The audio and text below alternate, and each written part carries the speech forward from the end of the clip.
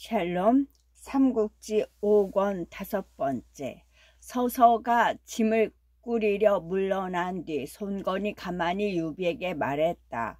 원직은 천하에 드문 기재인데다가 신하에 오래 머물러 우리 군중의 허실을 모두 알고 있습니다. 이번에 가면 조조가 틀림없이 그를 무겁게 쓸 것이니 우리로 보아서는 위태롭기 짝이 없는 일이 됩니다. 주공께서는 마땅히 그를 붙잡아 두실 일이요 결코 놓아 보내셔서는 아니 됩니다. 오히려 그렇게 하면 조조는 반드시 그 어머니를 죽일 것이고 원직은 또 그걸 알면 반드시 원수를 갚으려 들 것입니다. 그때는 이를 악물고 조조를 무너뜨리려 할 것이니 이는 비단 우리의 위태로움을 피하는 길일 뿐만 아니라 원직으로 하여금 그 재주를 다해 주공을 돕게 하는 방도도 됩니다. 그러자 유비는 손건을 타이르듯 대답했다. 아니 된다. 다른 사람을 시켜 어머니를 죽이게 하고 그 아들을 쓴다는 것은 어질지 못한 일이다. 또 그를 붙들어 두는 것은 모자간의 도리를 끊는 짓이나 마찬가지로 의롭다 할 수 없다. 우리는 죽는 한이 있더라도 어질지 못하고 의롭지 않은 일을 할 수는 없다. 어떻게 보면 냉혹하고 비정한 정치 마당에서 윤리나 도덕을 앞세우는 것이 어리석은 것 같지만 실은 그것은 그것대로 훌륭한 정치적 책략이 될 수도 있다. 유비의 경우가 바로 그러했으니 그 자리에서는 물론 뒷날 그 얘기를 전해 들은 사람치고 유비의 인품에 감동하지 않은 이가 하나도 없었다. 이윽고 술자리가 마련되자 유비는 자기 저소에 가 있는 서서를 불렀다. 비록 금옥같이 값지고 향기로운 술일지라도 늙으신 어머니가 갇혀있음을 생각하니 목구멍으로 넘어갈 것 같지 않습니다. 차려진 술상을 보고 서서가 어두운 얼굴로 대답했다. 유비 또한 쓸쓸한 목소리로 거기에 대꾸했다. 이 유비는 선생께서 떠나신다는 말을 들으니 왼손 오른손이 다 잘린 듯합니다. 비록 용의 간이나 봉의 골 같은 귀한 안주라도 또한 입에 달지 아니할 것입니다. 그러면서 자리에 앉는데 다시 두 볼에 주르르 눈물이 흘렀다. 마주 앉은 서서의 눈에도 한 가지로 눈물이 괴었다. 그날 밤 둘의 울적한 술자리는 날이 새도록 계속됐다. 그러나 유비는 아직도 정이 미진한지 성 밖에다 다시 자리를 벌리고 여러 장수들을 모조리 불러내어 서서를 배웅하게 했다.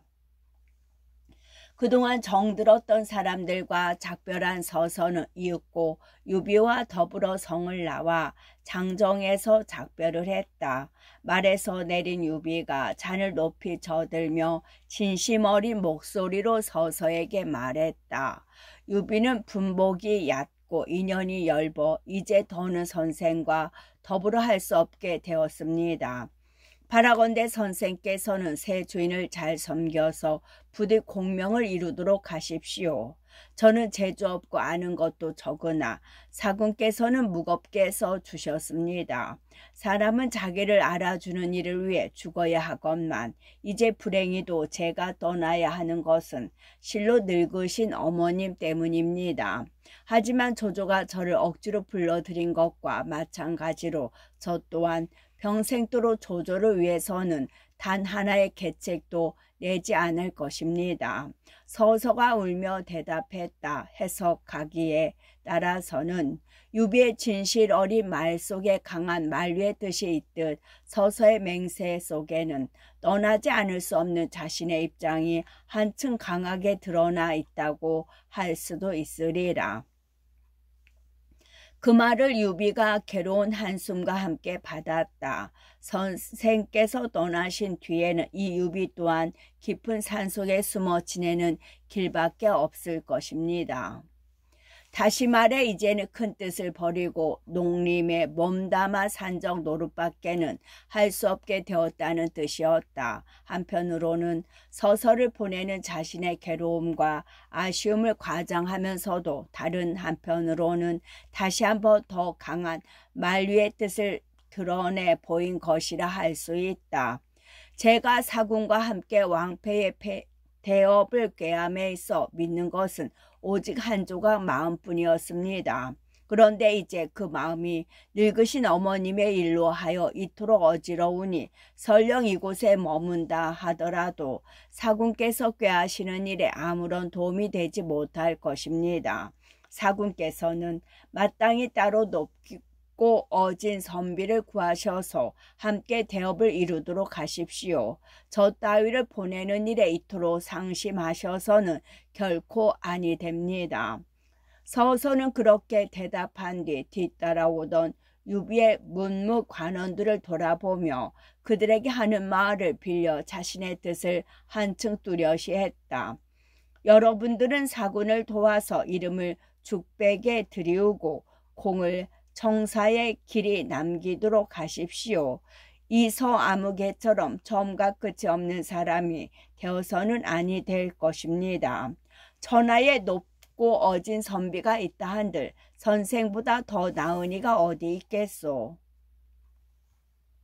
유비가 문득 탄식 섞어 물었다. 서서가 무겁게 고개를 가로저으며 대답했다.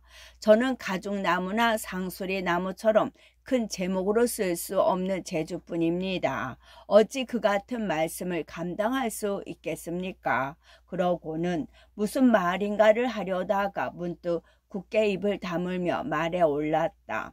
그동안 서서와 정들었던 문무의 관원들은 모두 눈물을 머금으며 그 자리에서 작별을 했다.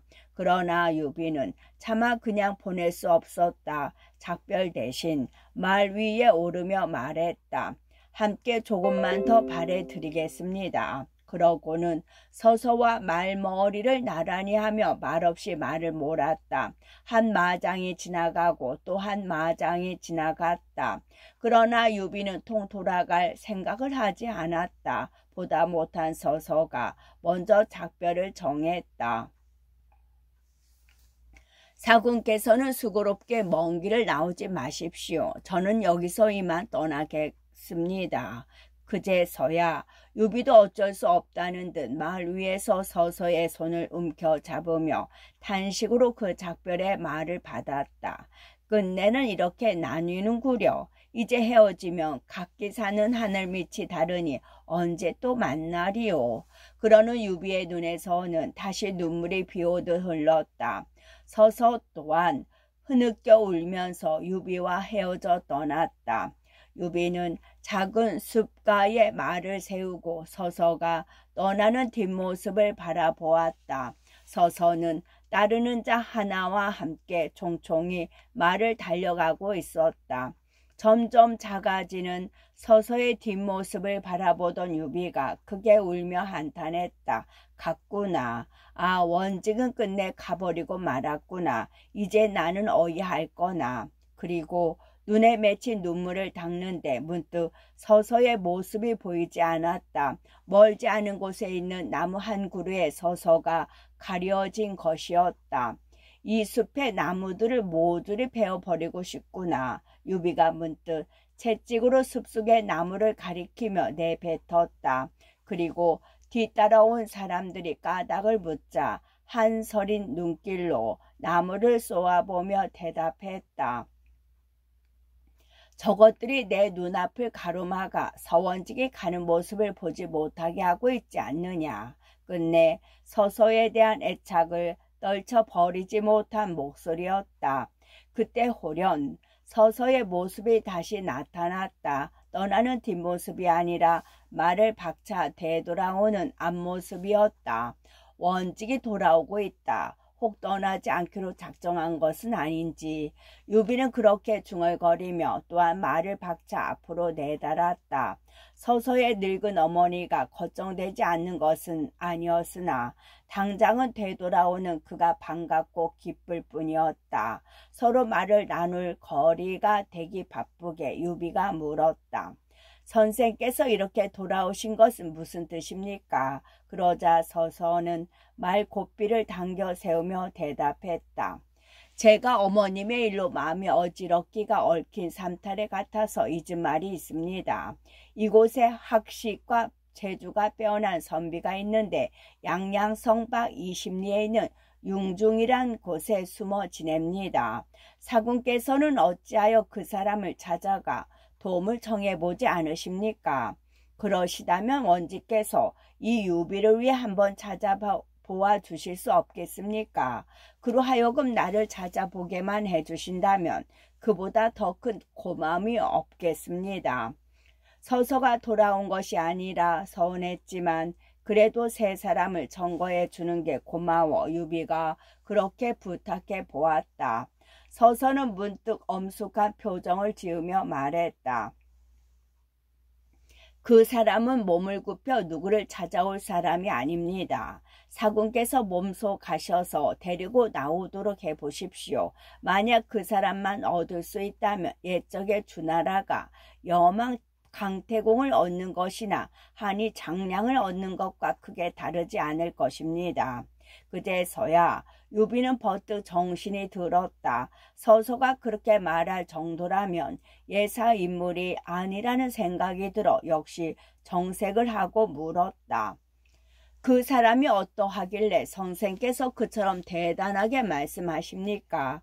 선생에 비해 그 재주와 덕이 어느 정도나 됩니까? 저와 그 사람을 비한다면 저는 느리고 미련한 말이요. 그는 기린이라 할 수 있으며 또 저는 겨울의 까마귀요. 그는 난조나 봉황이라 할 수 있을 것입니다. 그는 매양 스스로를 관중과 악의에 비기고 있으나 제가 보기에는 오히려 관중이나 악의 따위는 그에 미칠 수 없을 것 같습니다.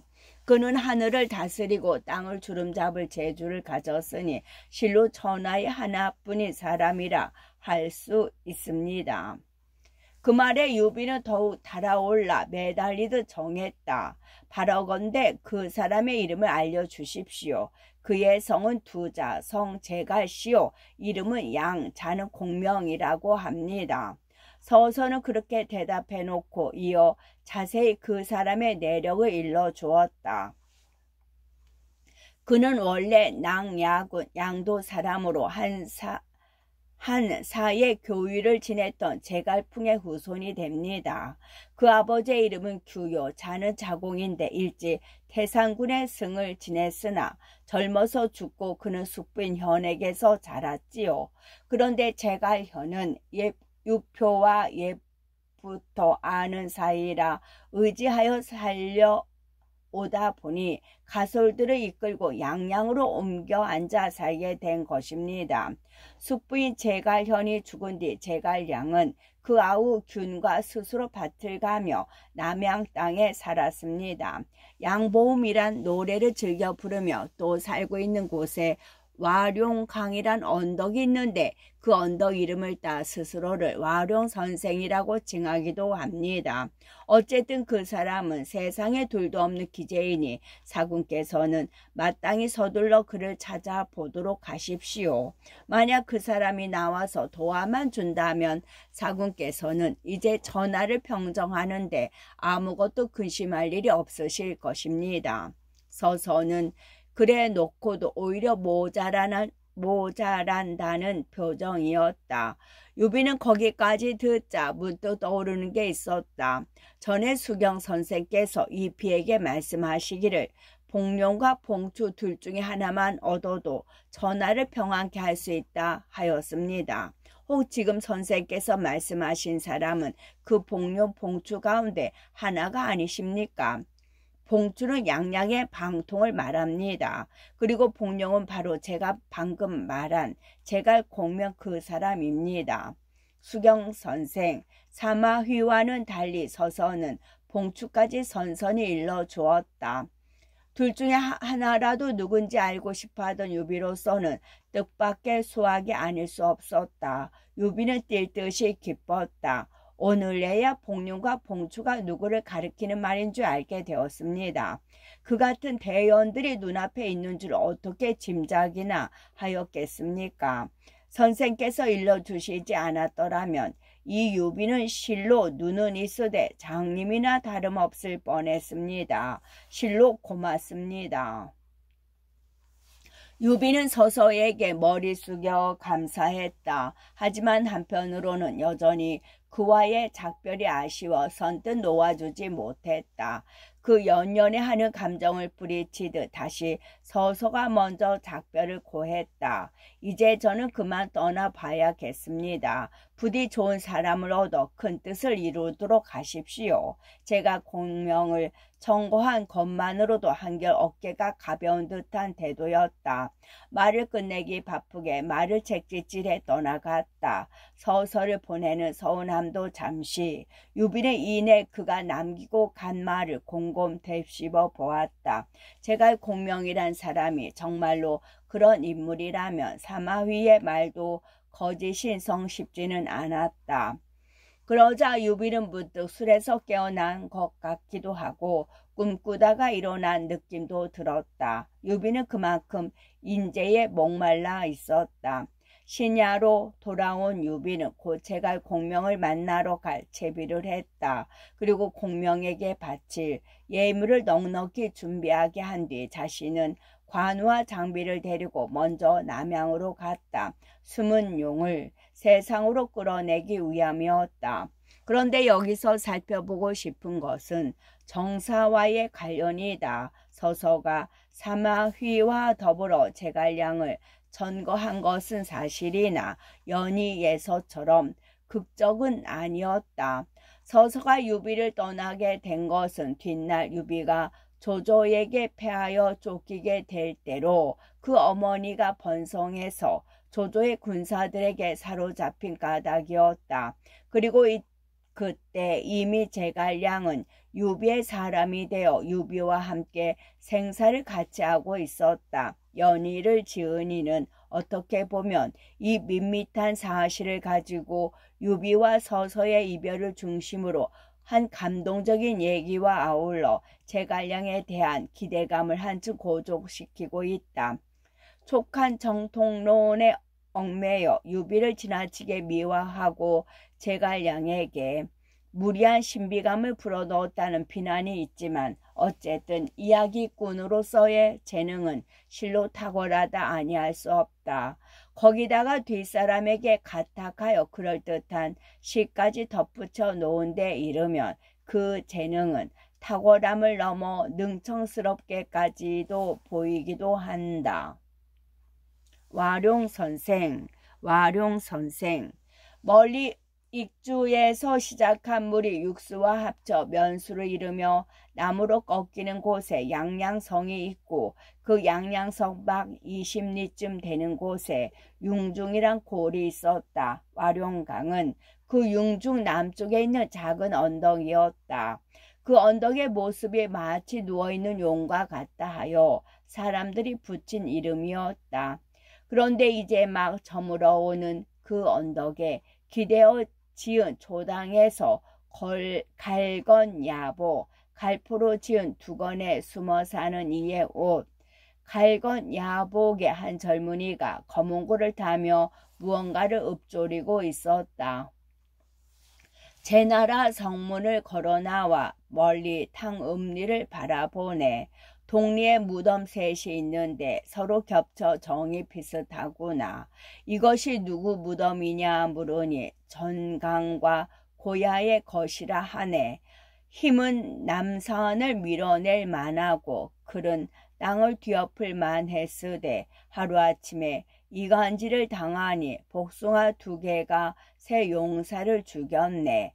누가 그런 꾀를 냈는가. 제나라 승상 안자일세. 양보음으로 알려진 노래였다. 옛적 제나라에 이름난 재상인 안평중이 복숭아 2개로 훌륭한 새 용사를 죽인 것을 비꼰 것인데 그 내막은 이랬다. 제나라 경공 때 공손접 전개강 고야자란 새 용사가 있었다. 공손접은 큰 멧돼지와 호랑이를 한꺼번에 때려잡을 힘이 있었고 전개강은 싸움터에서 복병을 내어 2번씩이나 적군을 무찌른 적이 있었으며 고야자는 경공을 모시고 황하를 건너다가 경공의 말을 물고 가는 큰 거북을 물에 뛰어들어가 죽이고 말을 구해 나온 적이 있었다. 모두가 연희 사람은 흉내도 못 낼 힘과 용기를 지닌 데다 서로 간의 의리조차 두터워 당시의 국상 안평중은 은근히 그들을 두려워했다. 셋이 힘을 합쳐 나서면 자신의 권자가 위태로울 것이기 때문이었다. 거기다가 어느 날 그들 셋이 자기가 왔는데도 일어나 예를 하지 않자 양평중은 드디어 그들을 죽일 마음을 먹게 되었다. 먼저 경공을 설득하여 그들 셋에게서 정을 거두게 하는 데 성공한 양평중은 이어 경공으로 하여금 그들 셋 용사에게 복숭아 2개를 내리게 하였다. 그대들 중 힘세고 용기 있는 이가 먹도록 하라. 이런 아리송한 단서와 함께였다. 마침 그 자리에 있던 공손접과 전개강은 별 생각 없이 자기들이 지난날에 보여준 힘과 용기만 믿고 그 복숭아를 하나씩 먹어버렸다. 그러자 뒤에 온 고야자가 따졌다. 나는 그때 경공을 따라 황하를 건널 때 나는 그때 헤엄을 칠 줄도 모르면서 오직 주군을 위해 물로 뛰어들어 사람들이 물에 하백시라고까지 부르며 겁냈던 그 큰 거북과 싸웠다. 어찌 그대들에게 힘이나 용기가 뒤진다 하겠는가. 그 말을 듣고서야 공손접과 전개강은 자신들이 오히려 고야자에게 미치지 못함을 알았다. 따라서 자기들이 그 복숭아를 먹은 것은 탐욕이라 단정짓고 그 탐욕을 부끄러이 여겨 자결하고 말았다. 고야자는 또 고야자대로 남을 부끄럽게 하고서 자신의 이름을 높인 것은 불이요. 2 친구가 죽었는데 홀로 살아있는 것은 불인이라 하여 자결하고 말았다. 안자가 노린대로 된 셈이었다. 그 같은 내용을 담은 양보음이란 노래는 전부터 이어 있어 온 것인데 그 젊은이가 특히 즐겨 읊었다. 새 용사의 개결한 죽음을 추모함보다는 안자의 좁고 얕은 사람들을 비꼬는 쪽으로 힘이 들어간 그 노래를 즐겨 부르는 것은 그만큼 그 젊은이의 포부가 예사롭지 않다는 뜻이기도 했다. 무사람이 우러르는 안자 따위는 안중에도 없다는 듯한 자부심 또한 자신은 최소한 인자와 같이 속 좁은 무리가 되지 않으리라 하는 결의를 거기서 볼 수 있기 때문이었다. 그 젊은이가 바로 제갈량이었다. 와룡강 기슭에 초당을 짓고 아우 제갈균과 더불어 맑은 날은 밭을 갈고 비오는 날은 글을 읽으며 지내고 있었다. 원래는 3형제가 함께 그곳에 살았으나 맞이되는 제갈그는 그 몇 해 전부터 강동 손권의 막빈이 되어 떠나고 둘만 남게 되었다. 그들 형제가 처음 그곳에 자리 잡은 것은 10년 전인 건한 2년의 일이었다. 일찍 양친을 여인 그들 형제는 숙부인 제갈현에게 보살핌을 받았는데 그 제갈현이 유표에 의해 예장 태수가 되었을 때 그를 따라 예장으로 갔다. 그러나 제갈련이 조조가 보낸 또 다른 태수 주호에게 패해 죽자 그들 형제는 다시 양양으로 돌아오고 말았다. 유표는 자신의 명을 받아 갔다가 죽은 제갈현을 생각하는 마음에서 그 조카들을 돌봐 주었다. 덕분에 그들 삼형제는 운중에다 터를 잡고 그로부터 10년을 학문에만 전념할 수 있었다. 스스로 밥 갈아 먹는다고는 했으나 그 노동이 학문을 방해할 정도는 아니었다. 그러다가 이미 말한 대로 시인 제갈근이 먼저 세상으로 나가고 제갈량과 제갈균만 남게 되었다. 그 무렵 제갈량은 아우 제갈균과 더불어 겉보기에는 지극히 조용하고 한가로 나날을 보내고 있었다. 하지만 그의 뜻이 일생을 초야에 묻혀 보내는 데 있지 않음은 여러 가지로 뚜렷했다. 끝.